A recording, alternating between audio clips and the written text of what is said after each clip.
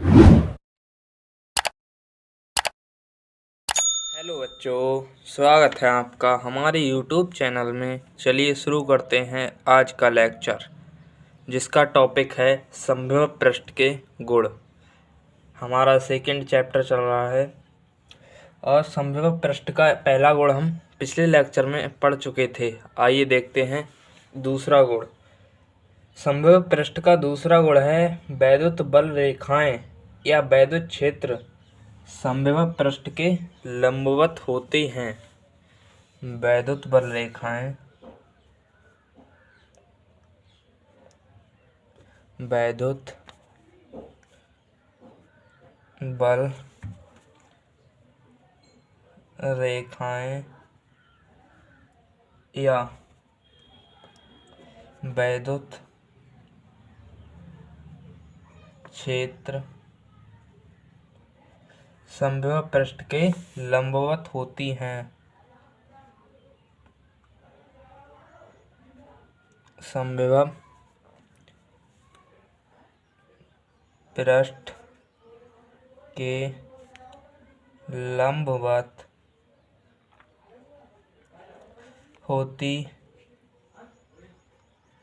हैं।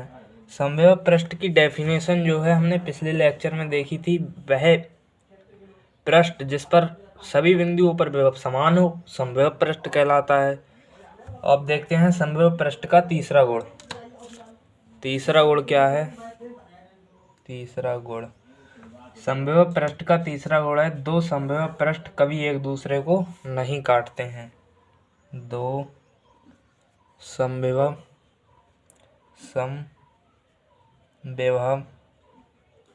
पृष्ठ कभी एक दूसरे को नहीं काटते हैं। कभी एक दूसरे को नहीं काटते हैं। दो समविभव पृष्ठ कभी एक दूसरे को नहीं काटते हैं। यदि यह काटेंगे तो कटान बिंदु पर विभव के दो मान हो जाएंगे, जो संभव नहीं है। यदि यह काटेंगे तो कटान बिंदु पर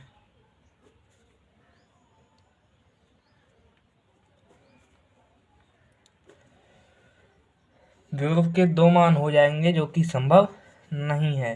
विभव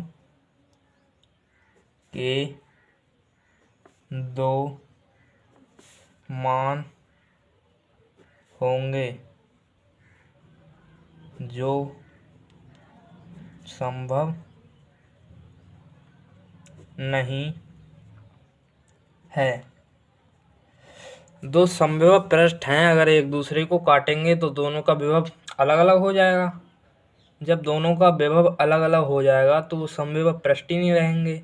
इसलिए जो दो विभव संभव नहीं है, इसलिए दो समविभव पृष्ठ कभी एक दूसरे को नहीं काटते हैं। यदि ये काटेंगे तो कटान बिंदु पर विभव के दो मान होंगे, जो कि संभव नहीं है। अब हमने समविभव पृष्ठ पढ़ लिया, इसके गुण पढ़ लिए। अब हम देखते हैं विभव प्रवणता। हमारा जो टॉपिक विभव प्रवणता।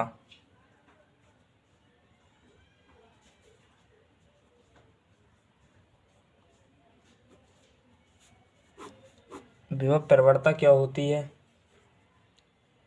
हमने मान लिया ये कोई आवेश है प्लस क्यू, बिंदु आवेश। ये वैद्युत क्षेत्र है ई। इसकी डेफिनेशन देखते हैं। इसमें वैद्युत क्षेत्र की दिशा में जाने पर विभव घटता है।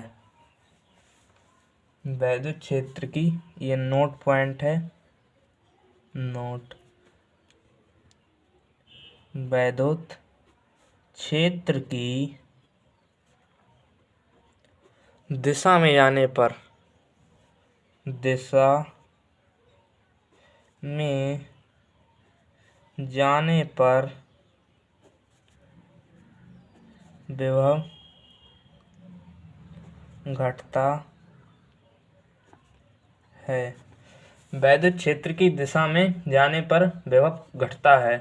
अब वैद्युत क्षेत्र की दिशा में दूरी परिवर्तन के साथ विभव परिवर्तन की दर को क्या कहते हैं? विभव परिवर्तन। डेफिनेशन है वैद्युत क्षेत्र की दिशा में, वैद्युत क्षेत्र की दिशा में दूरी परिवर्तन के साथ, दूरी परिवर्तन के साथ विभव परिवर्तन, विभव परिवर्तन की दर,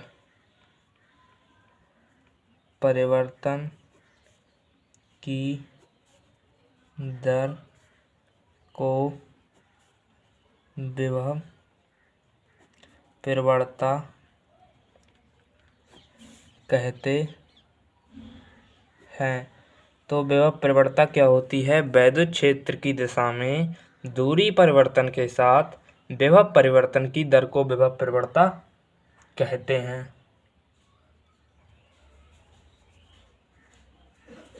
हम कोई सूक्ष्म दूरी मानते हैं dr, dr दूरी में विभव में परिवर्तन dv सूक्ष्म, तो एक में क्या होगा? dv upon dr। ये हो गई विभव परिवर्तन। यह एकांक दूरी में विभव में परिवर्तन को विभव परिवर्तन कहते हैं। एकांक दूरी में विभव में परिवर्तन, एकांक दूरी में विभव में परिवर्तन को विभव परिवर्तन कहते हैं। जैसे हमने r दूरी में विभव में परिवर्तन b हो गया, तो एक में db अपॉन dr, r के सापेक्ष b में परिवर्तन। इसलिए हमने एक डेफिनेशन ये है, एकांक दूरी में विभव में परिवर्तन को विभव परिवर्तन कहते हैं। तो बच्चों, अब हमारा अगला टॉपिक है वैद्युत स्थितिज ऊर्जा, इलेक्ट्रिक पोटेंशियल एनर्जी। तो हम देखते हैं वैद्युत स्थितिज ऊर्जा क्या होती है। वैद्युत स्थितिज ऊर्जा, electric potential energy, electric potential energy. ये हमने माने दो आवेश Q1 Q2, दूरी दोनों की r, ये A ये B, ये कहाँ से आया? फ्रॉम अनंत। ये भी कहाँ से आया? फ्रॉम अनंत। ठीक है, अब हम इससे क्या बनाएंगे? डेफिनेशन। तो हमारी डेफिनेशन क्या होती है? डेफिनेशन होती है आवेशों को अनंत से परस्पर समीप लाकर, आवेश को हम अनंत से लेके आए हैं दोनों को, तो आवेशों को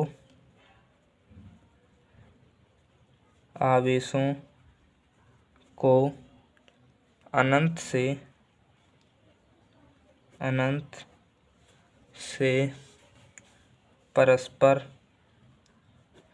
समीप लाकर, पास लाकर, समीप लाकर, आवेशों को अनंत से परस्पर समीप लाकर निकाय की रचना करने में किया गया कार्य।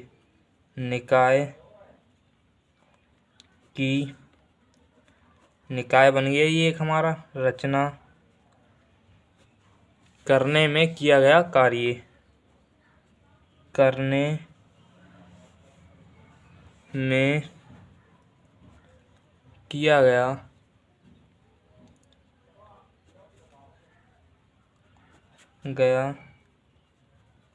कार्य उस निकाय की वैद्युत स्थितिज ऊर्जा कहलाती है। उस निकाय की वैद्युत स्थितिज ऊर्जा कहलाती है। उस निकाय की वैद्युत स्थितिज ऊर्जा कहलाती है। क्या है? आवेशों को अनंत से परस्पर समीप लाकर निकाय की रचना करने में किया गया कार्य उस निकाय की वैद्युत स्थितिज ऊर्जा कहलाती है। अब हम देखेंगे इसका सूत्र। तो हमारे आवेश क्या थे? Q1 और Q2। तो Q1 और Q2 के मान के Q1 और Q2 के परिमाण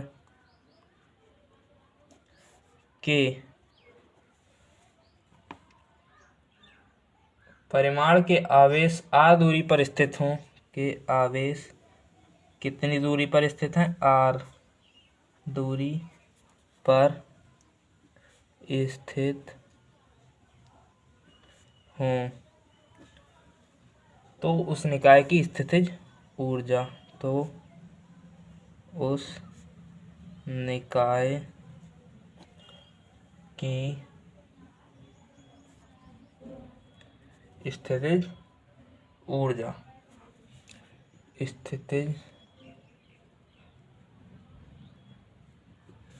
ऊर्जा क्या होती है? उसका सूत्र है, इसे U से प्रदर्शित करते हैं। इसका सूत्र है 1/4πε0 के Q1 Q2/R। ठीक है, तो बच्चों आज का लेक्चर यहीं समाप्त करते हैं। अब आपसे हम मिलेंगे नेक्स्ट लेक्चर में। तब तक के लिए धन्यवाद।